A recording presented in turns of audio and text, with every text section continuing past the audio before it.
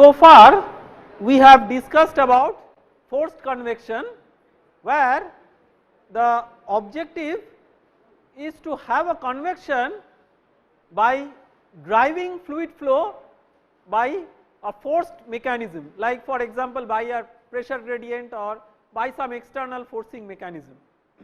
On the other hand, there may be situations when you do not have an external forcing mechanism, but you can still drive a fluid flow, and one such example is natural convection or free convection. So, let me give you some physical insight on natural convection before we enter into the mathematical analysis.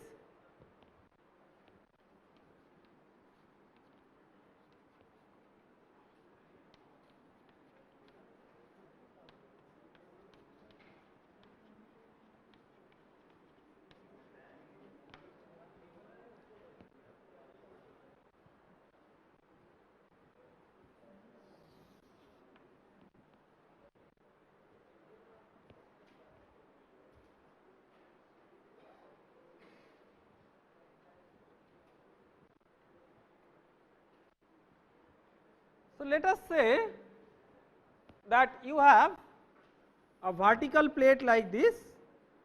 Although we give an example of a vertical plate or a vertical surface mostly to introduce natural convection, it does not mean that it has to be a vertical surface always to have the effect of natural convection.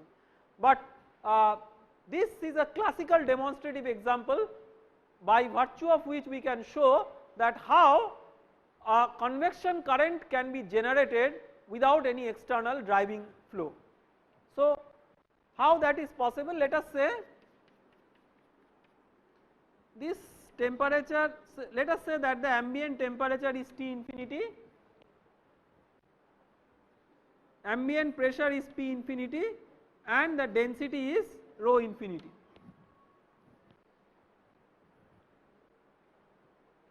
Let us say the temperature of the wall is T wall, which is greater than T infinity. The medium can be any fluid, let us say there is air, okay, which is a very common medium, and why we are considering this is because, see, one of the terminologies associated with this is free convection. So, free is an English word which resembles the situation when we are getting something free of cost. Whether we are actually getting free of cost or not is something which is a matter of further consideration, but at least air we can get free of cost, one vertical plate you can put free of cost, you are not able to heat a vertical plate free of cost. But I mean there can be scenarios when there can be a boundary which is heated free of cost, like for example in sunlight, if you expose a surface to solar energy or something like that, so I mean for that actually you do not pay any cost. Or let us say there is any heating within an electronic device. So there is an electrical or electronic device, because of Joule effect there is a heating. So then you can get a heated surface, a heated printed circuit board, you can get that heating is free of cost, because you did not intend to get a heating, that heating is an artifact of the Joule effect. So let us say that the situation is like this. Now if the air which is in contact with the solid boundary, air again I am giving an example, it can be some other fluid, it gets hot, it gets lighter, right. If it gets hot, its density decreases and it tends to go up. Now when it reaches here, it still has its inertia, right, because it was going up.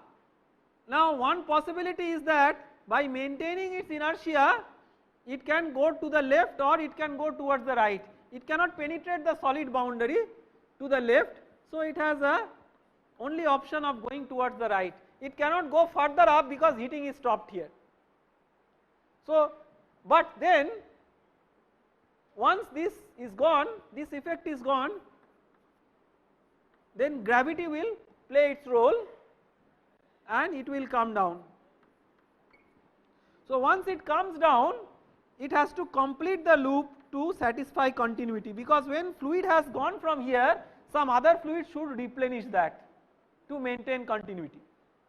So in this way a circulation is created. This is called as natural convection circulation. Okay.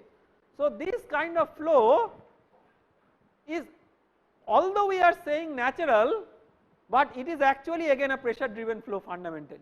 Why it is a pressure driven flow? Here you have, let us say here you have density rho 1, here you have density rho 2. Which density is more? Rho 1?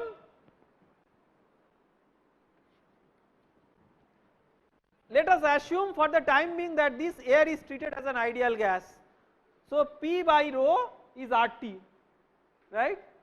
So that means this density rho 1 greater than rho 2 means P1 greater than P2. So that means there is actually a driving pressure gradient that is driving the flow. But the catch of the story is that this driving pressure gradient is not an externally imposed pressure gradient, but an intrinsically created pressure gradient because of density gradient, which in turn is created because of the temperature gradient within the domain. So it is possible that because of temperature gradient there is a density gradient and that drives the flow, but density gradient can be created because of other gradients also. For example, there can be solutal concentration gradient in a multi-component system. So let us say there is a salt water system and the salt water system is freezing. So when the salt water system is freezing, then there is a concentration gradient being created all the time as the salt water system is freezing, and as the concentration gradient is created there is a density gradient created, because depending on the salt concentration the density of the mixture would change. So it is possible that there is a density gradient created not just because of temperature gradient, but maybe because of a solutal concentration gradient. But whatever may be the reason, if there is a natural or intrinsic density gradient that is created and that can drive this kind of flow, maybe due to temperature gradient, maybe due to concentration gradient, that we call as natural convection. Okay. Now what are the important intricacies of this natural convection we will understand. Natural convection for mathematical analysis is a much more involved topic than forced convection.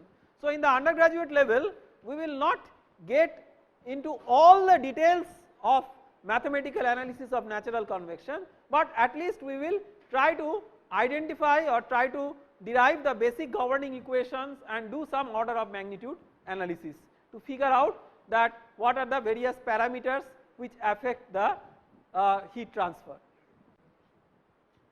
So one of the important things to consider is that when you have a forced convection, we have seen that the Nusselt number is a function of Reynolds number and Prandtl number. That much you have learned by this time. Now here the Reynolds number is no more important because there is no forced mechanism of driving the flow. So the Nusselt number of course is expected to be a function of Prandtl number. It may or may not be, we will see, but in addition to that the Nusselt number is likely to be a function of some other dimensionless number instead of Reynolds number. What are those dimensionless numbers and how the Nusselt number is related to that, that will be one of the objectives of our further investigation. So we will try to figure out, so let us figure out the governing equations. Let us say that it is a two-dimensional incompressible flow. So when I am telling that it is incompressible flow, you can pounce on me immediately and say that on one side you are saying density is changing, on another side how can you say that it is an incompressible flow, right. So if you recall that during one of our preliminary discussions on recapitulation of fluid mechanics, I have talked about one example which is called variable density incompressible flow. So this is an example where we are talking about that. So the density, so incompressible flow does not necessarily mean that density has to be constant. Incompressible flow means that the volumetric strain rate is 0. So constant density flow is a special case of incompressible flow. So we are assuming steady 2-dimensional incompressible flow.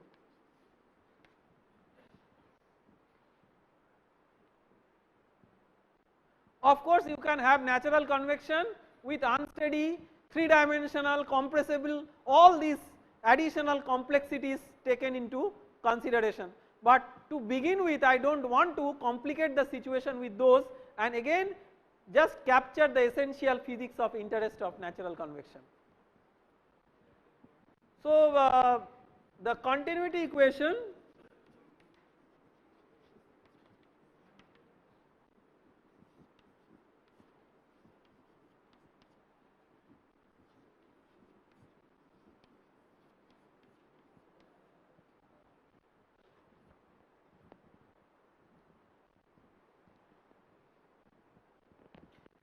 now let us set up our x axis and y axis.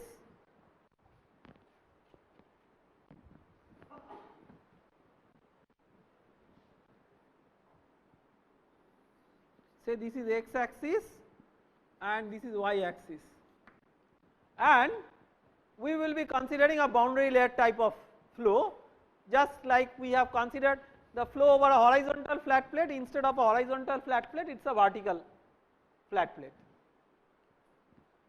So why we had made it vertical is to make sure that the body force is important, assuming that gravity is in this direction.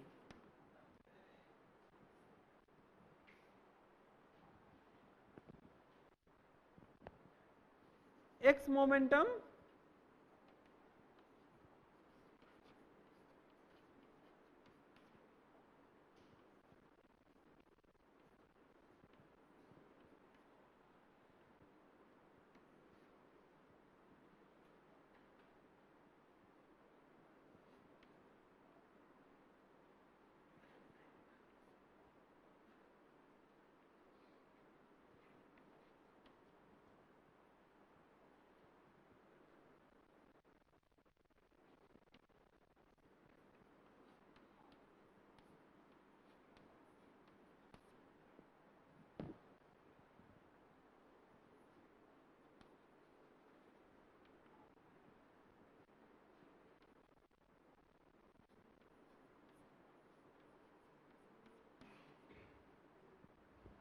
let us write minus del p del x for pressure gradient along x. The x momentum will not be important,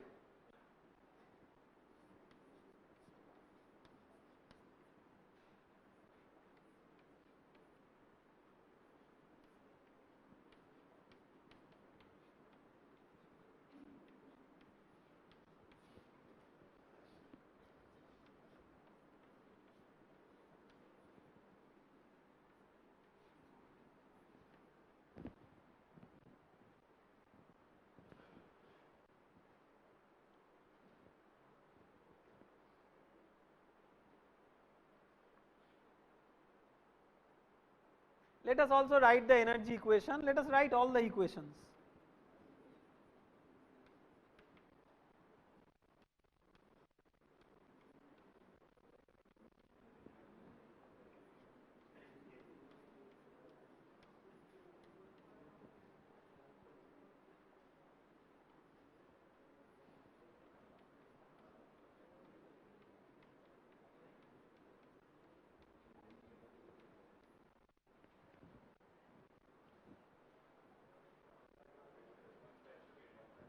There is a rho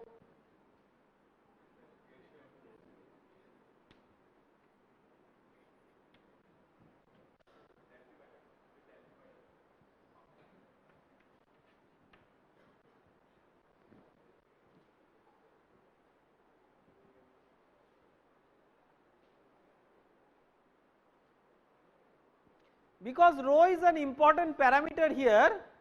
Let us prefer to keep the rho in the left hand side and multiply all the terms by rho, so that because rho is an important variable here, I want to preserve the sanctity of rho. So this will become mu and this is rho, this is mu,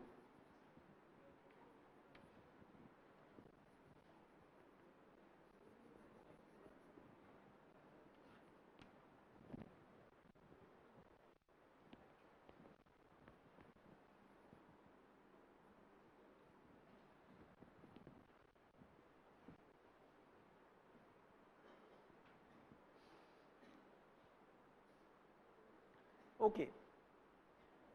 Now first let us try to qualitatively understand the interlinkage of these equations. First of all, this rho is a function of what? This rho is a function of temperature. How will you get temperature? You will get temperature from the energy equation. Therefore, in the momentum equation you have a term which contains temperature. This rho may be some, say, polynomial function of temperature. So rho being a function of temperature, you cannot now decouple the momentum equation and the energy equation. So far in forced convection, what we have done? We have solved the fluid flow velocity profile, we have substituted that velocity profile in the energy equation to get the temperature distribution. That is what we have done. Now here we cannot do that, because while solving the fluid flow through the continuity and the momentum equations, you have a term which depends on temperature. So the energy equation and the momentum equation becomes explicitly coupled, not that you can solve the momentum equation and separately and substitute that in the energy equation to get the temperature. That you cannot do for this case. Now question is that can we make certain simplifications? Of course we cannot decouple this, but just for further analysis can we make certain simplifications? So one simplification is the boundary layer analysis.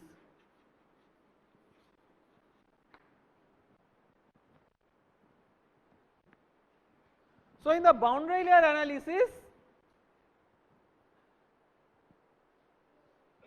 first of all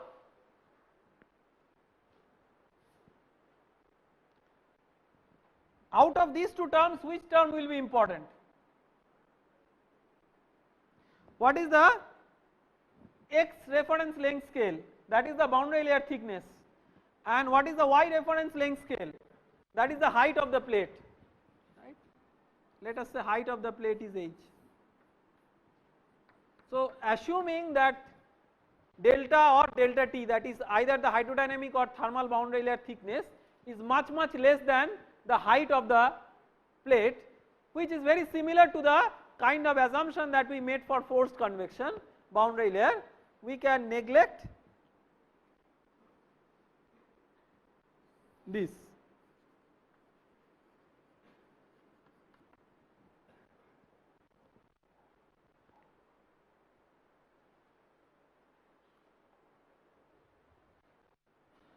Similarly, for y momentum equation also we can neglect this.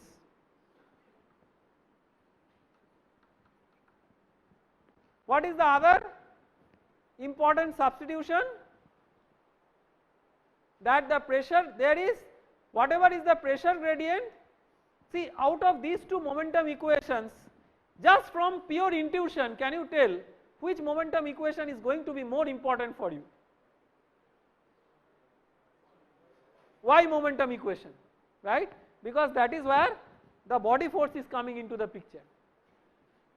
So in the y momentum equation, so in the momentum equation of the, for the dominant flow direction, if you have a pressure gradient, that pressure gradient is a pressure gradient that is imposed from outside the boundary layer, just like So, in the for forced convection over a flat plate where the direction of the plate was x direction, then you had the minus dp dx is equal to minus dp infinity dx. So, here similarly for the boundary layer analysis, minus del p del y is minus dp infinity dy, and this del p del x will be 0.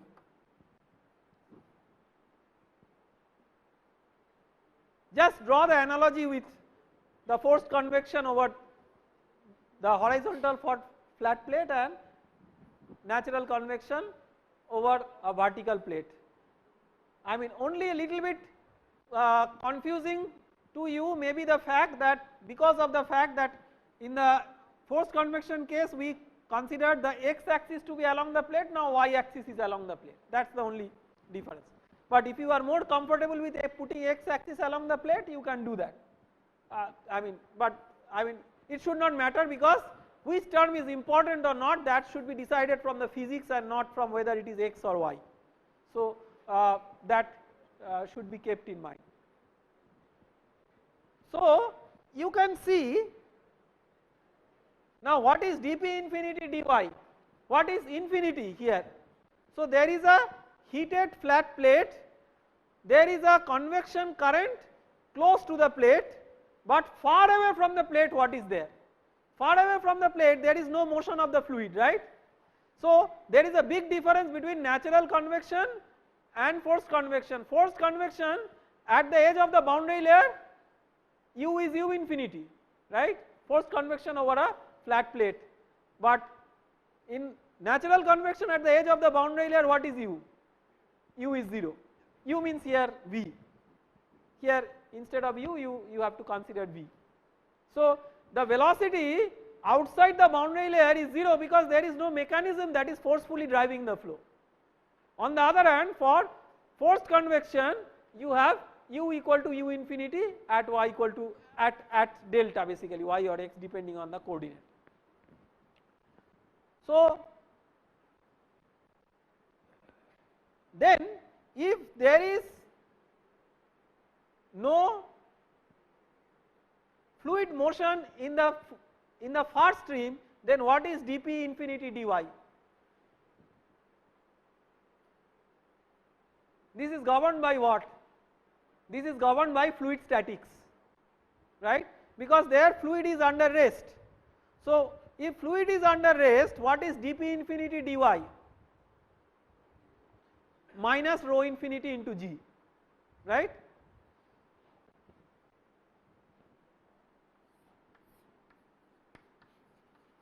This is fluid statics, possibly the first chapter in fluid mechanics that you had studied.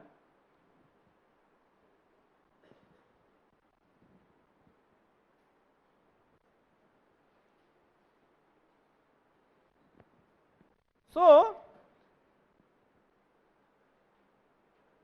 if you consider these two terms together,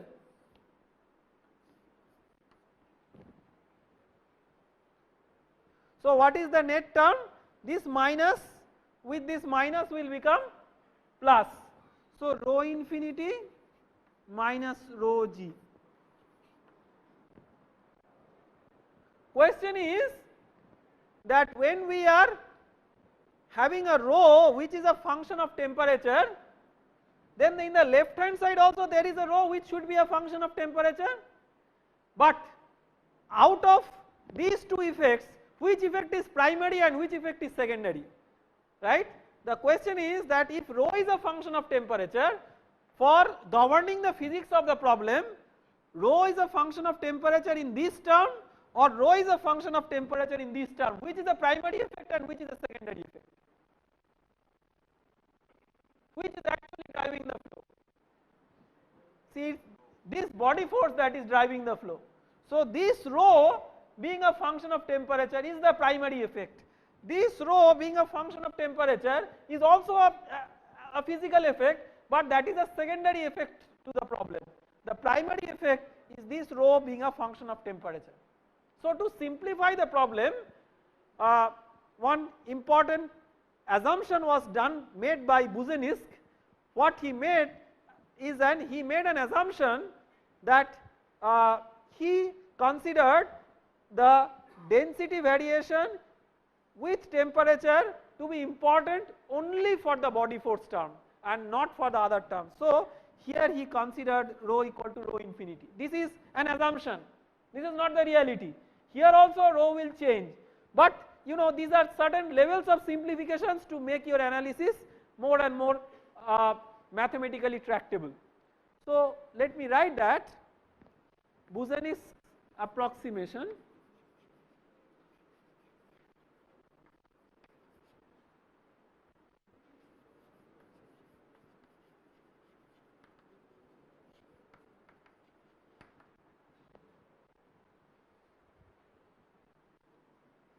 density variation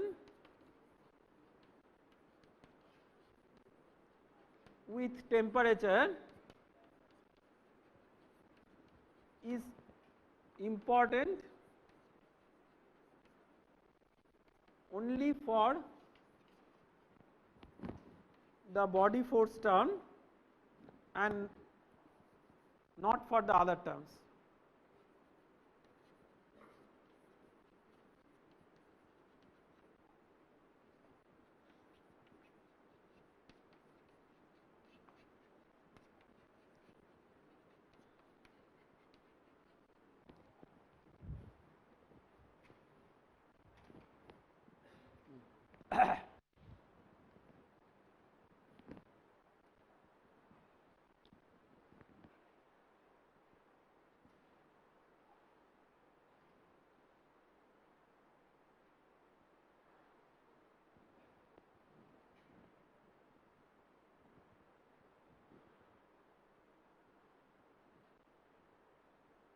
Density variation with temperature is important only for the body force term and not for the other terms.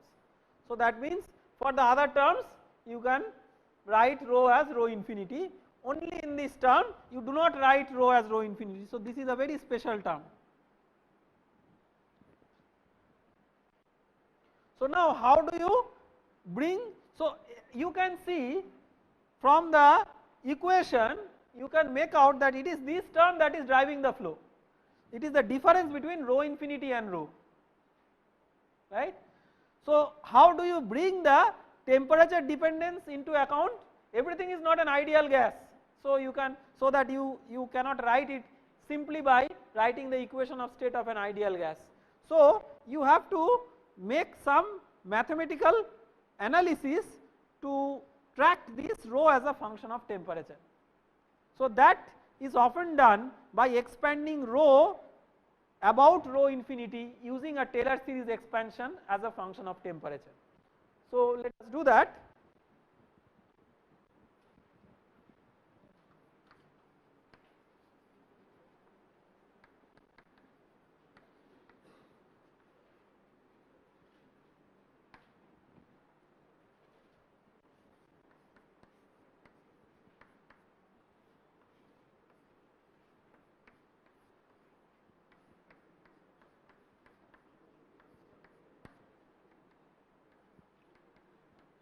Plus higher order terms.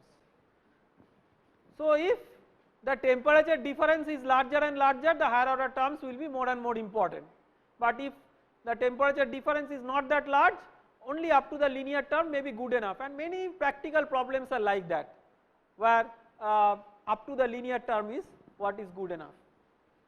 Now, we can write this in terms of the volumetric expansion coefficient beta.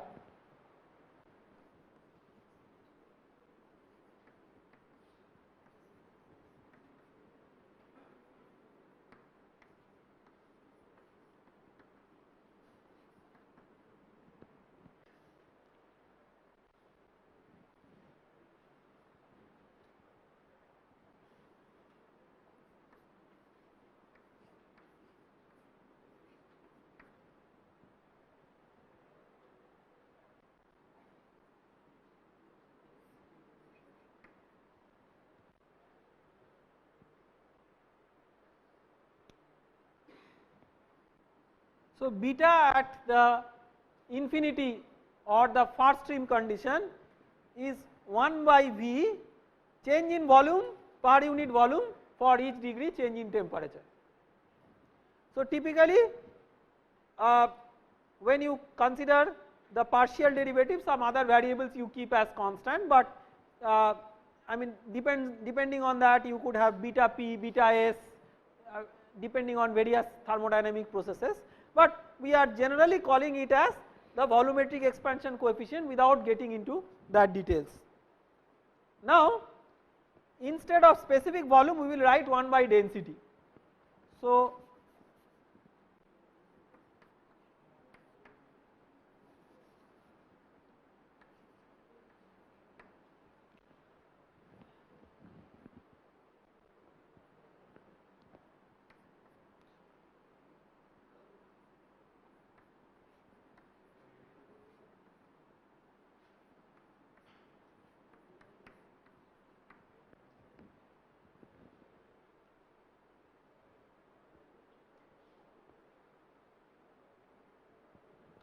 okay. So, d of 1 by rho will become minus 1 by rho square. So, that 1 minus 1 by rho will come here. So, instead of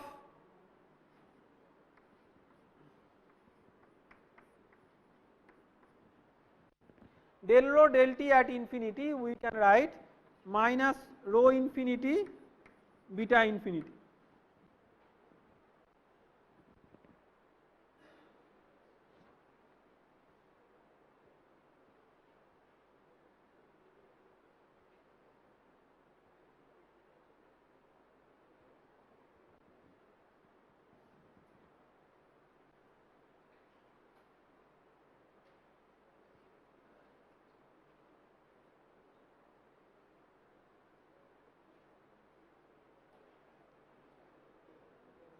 So, in this equation you have rho is equal to rho infinity minus rho infinity beta infinity into t minus t infinity. So, rho infinity minus rho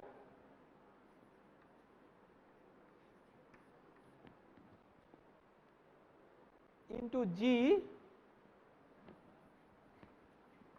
becomes rho infinity G beta infinity into T minus T infinity. This is the body force term you can see there. So, rho infinity minus rho into G, rho infinity minus rho, you can take this in the other side, minus will become plus. So, rho infinity G beta infinity into T minus T infinity. So, this is a sort of linearization of the problem. So, you have a driving force,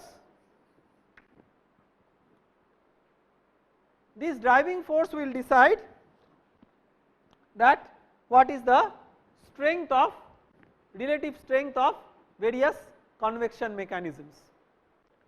Now, if this driving force is very large, then even in a problem where forced convection is there, natural convection may be the dominant mechanism. So, I will show you later on that how do you decide that given a physical problem what is the driving mechanism, because a practical problem or an industrial problem nobody will give you a tag that this is forced convection, this is natural convection like that. Maybe there are some effects of forced convection, there are effects of natural convection. So, together forced convection and natural convection if they are there, that is called as mixed convection. So, in a mixed convection now which effect is important and which is not, that you have to figure out. So, to do that we will first not consider the analysis of these equations, but we will just non-dimensionalize the equations. So, let us write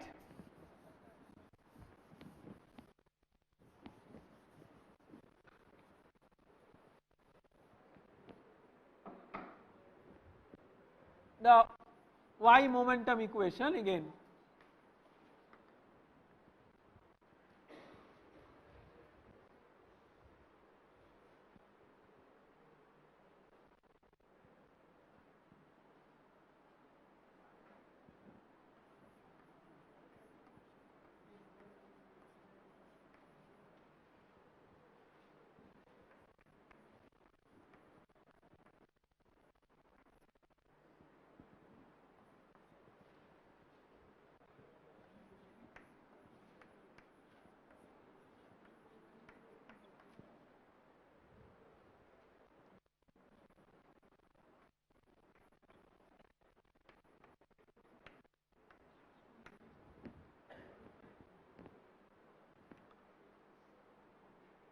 This is the equation.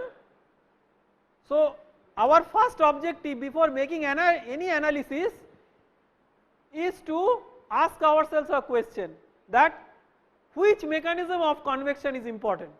Is it forced convection that is important? Is it natural convection that is important given a practical scenario? How we will understand that? So, we will non-dimensionalize these equations.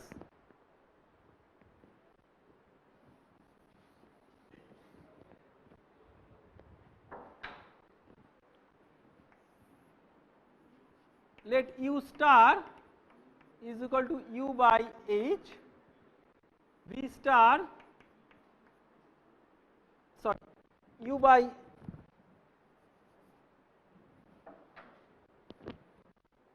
the characteristic velocity, V star is equal to V by the characteristic velocity. This Vc is the characteristic velocity along Y, the velocity at which, a reference velocity at which the fluid is flowing, some characteristic velocity.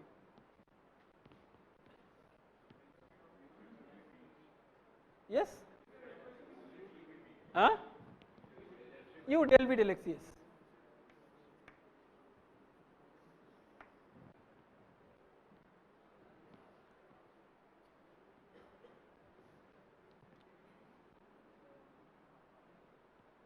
So, before that let us divide both sides by rho infinity, so that it becomes nu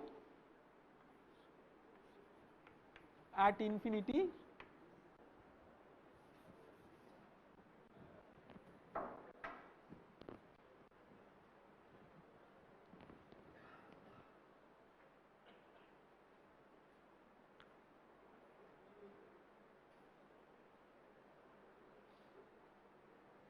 but fundamentally it is not nu at infinity, but mu by rho at infinity. This mu can be function of temperature, but let us not complicate the problem in that way by putting everything as a function of temperature. I mean, it, of course mu is a function of temperature, but it may not be a very strong function of temperature over the range of temperature considered for the problem. But if the range of temperature considered for the problem is very large, then mu as a function of temperature must be taken into account, then you cannot take mu as a constant. So, all these are practical things, like depending on the practical situation, as an analyst you have to take the decision. Nobody will tell you, it is not a examination problem that somebody will tell you assume mu equal to constant. Practical engineering does not occur in that way. So, given the practical situation, as an analyst you have to decide that is it judicious to take mu as a constant. If it is not judicious, then you have to take mu as a variable, there is no way out. So, let us call x star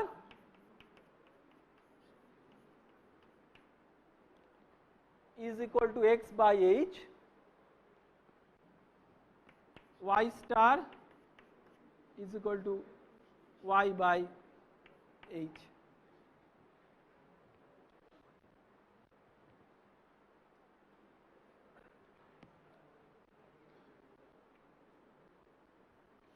And theta is T minus T infinity by T wall minus T infinity, non-dimensional temperature. So, what will be this term?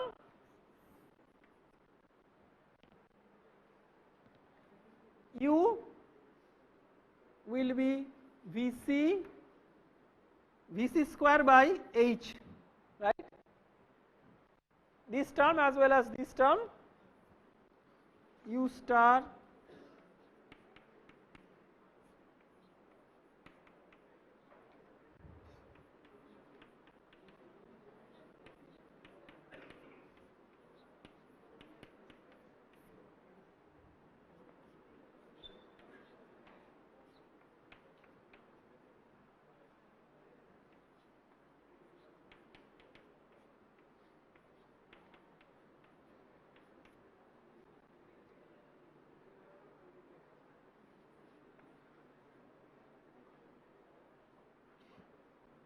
sometimes in notation beta infinity is written as beta, this infinity subscript is, if you look into books you will find that mostly people do not use the subscript infinity, so I am omitting it here.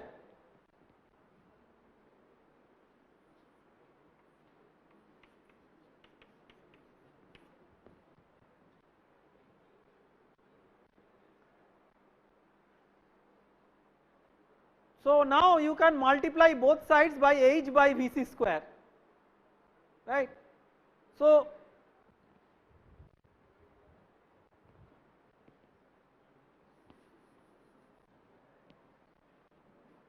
h by Vc square.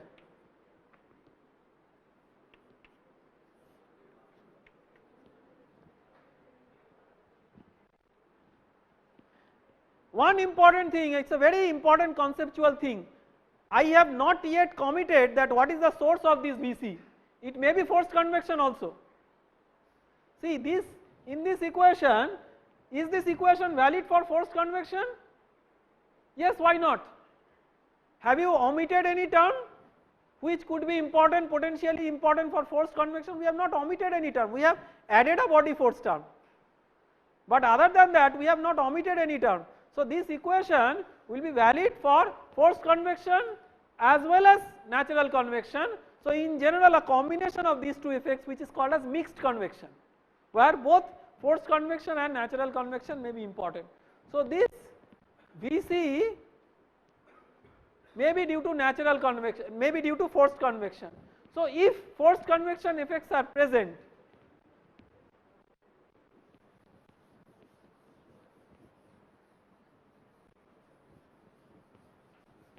so coefficient of the body force term, let us write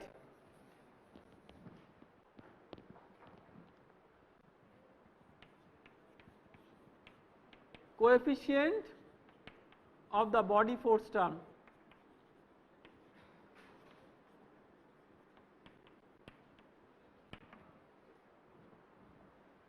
so theta is a dimensional dimensionless parameter, so it varies between 0 to 1. So its coefficient is the factor that decides that how strong is that term. So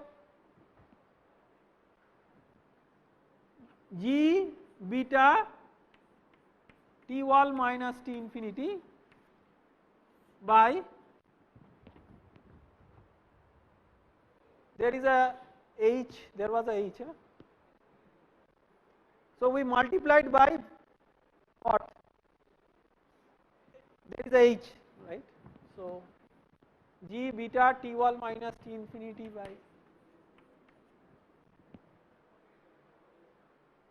so this you can write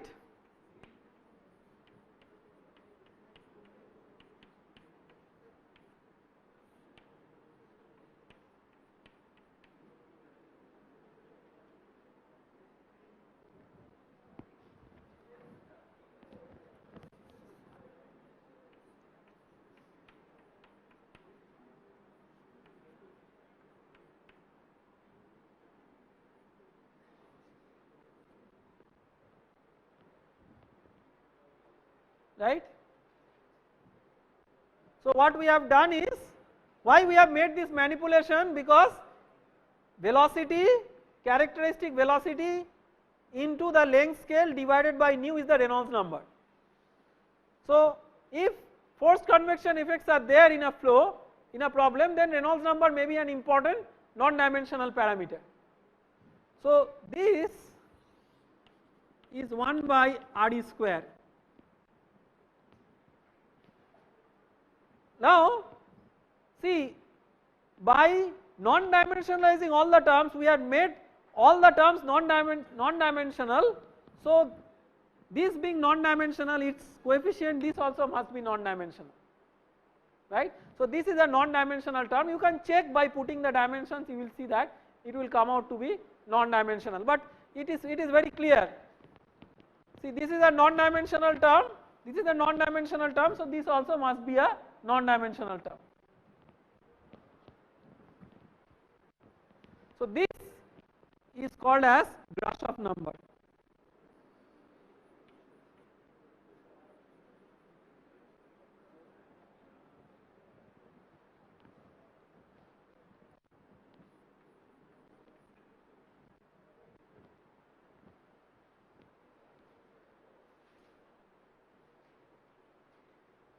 So this becomes Grashof number by Reynolds number square.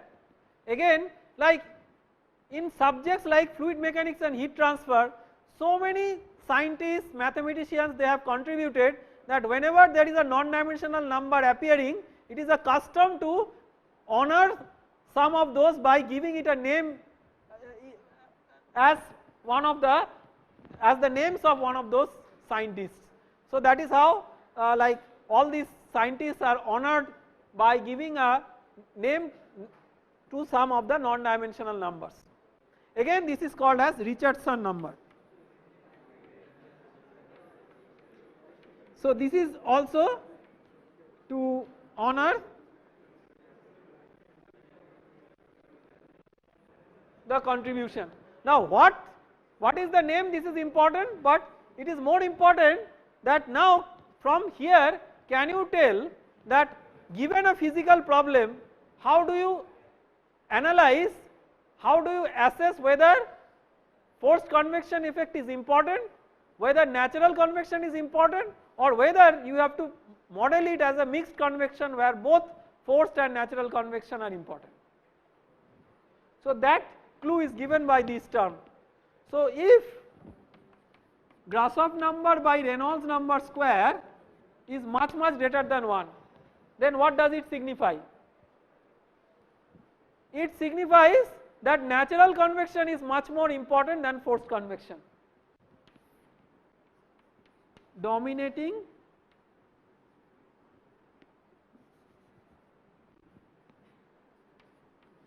natural convection.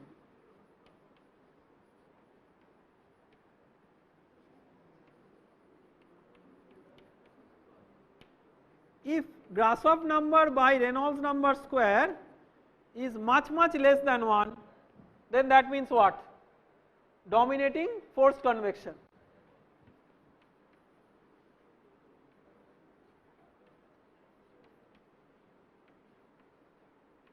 A very interesting situation, if Grashof number by Reynolds number square is of the order of 1, then you cannot discard either of these modes and you have to consider both natural as well as forced convection, that is called as mixed convection.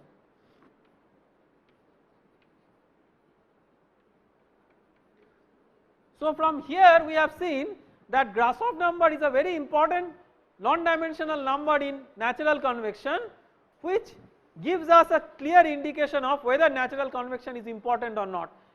So before analyzing any problem, we must be convinced that yes, natural convection is important, otherwise we should not take the burden of taking an additional body force, modeling that and so on. We can simply neglect that if we find that the natural convection effect is not important.